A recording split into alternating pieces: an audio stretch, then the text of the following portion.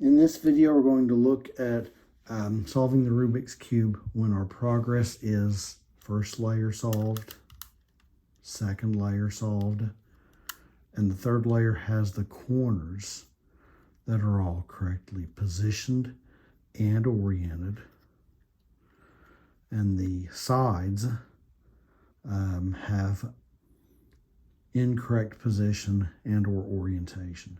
All right, so look at this. I've got the red, yellow, and the red, yellow is on this red side.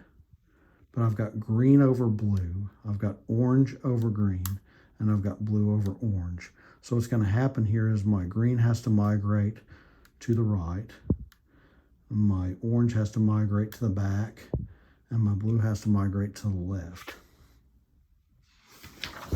Whenever you have this situation here, where you have correctly positioned here, here, here, here, here, and here, and we need to move this from here to here, this to here to here, and that here to here, we're going to do the following set of moves. All right, so hold it in the FTR position. You're going to do R2, R prime, T prime, R2 prime, R, T, T, R2, R prime, T prime, R2 prime, R. Where R2 is a clockwise turn of the right two layers, and R2 prime is a counterclockwise turn of the right two layers. T is going to be a clockwise on the top.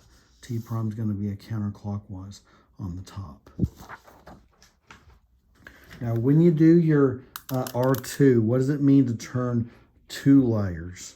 When you hold it in the front top right position, make sure to have your correctly oriented side in the front, like this, and hold only the farthest left layer. You don't want to hold the cube like this or it's going to interfere. So hold only on the far left, and here's what the R2 is going to look like. R2 is a counterclockwise on the right two faces. Okay, that's an R2. R2 prime's a counterclockwise on the right two faces. That's going to be an R2. Okay, now when you have a combination like an R2 R prime, here's what an R2 R prime looks like. And here's what an R2 prime R looks like. So you want to be comfortable being able to kind of pull your thumb away and make a double turn.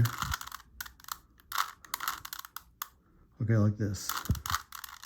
Okay, watch the thumb. I'm turning 2. Pull the thumb toward the right. I'm turning right on the far right.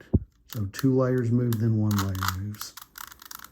Okay, you might try that a few times just to make sure you're comfortable being able to do that quickly, like that. Okay, so watch carefully as I hold this cube in the FTR position, white on the bottom, and I do an R2, R prime, T prime, R2, R, T, T, R2, R prime, T prime, R2 prime, R.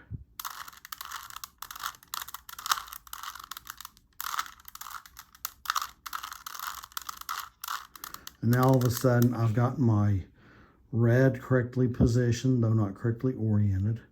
The blue's over the blue, the green's over the green, and the orange is over orange. All right, now bear with me.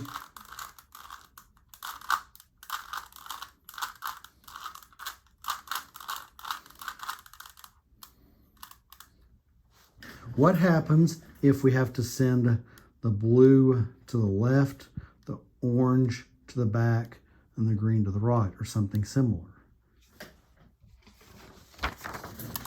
Okay, let's look at the bottom one here.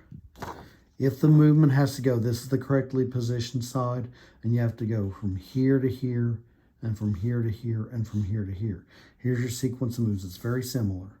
R2, R prime, T, R2 prime, R, T, T, R2, R prime, T, R2 prime, R.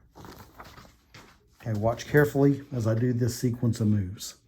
And I'm going to have the left, the blue is going to migrate over to here, orange will migrate over to here, and the green will migrate over to here.